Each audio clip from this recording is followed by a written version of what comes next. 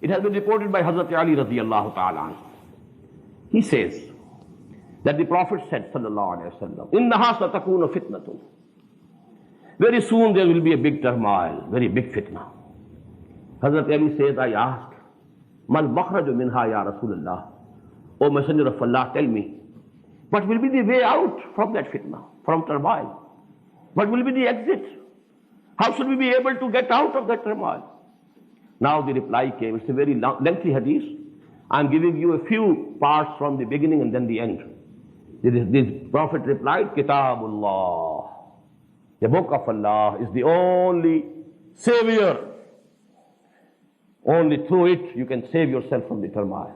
May Allah subhanahu wa ta'ala make me and you one of those people whose guidance has been guaranteed by Allah and His Prophet sallallahu alayhi wa sallam.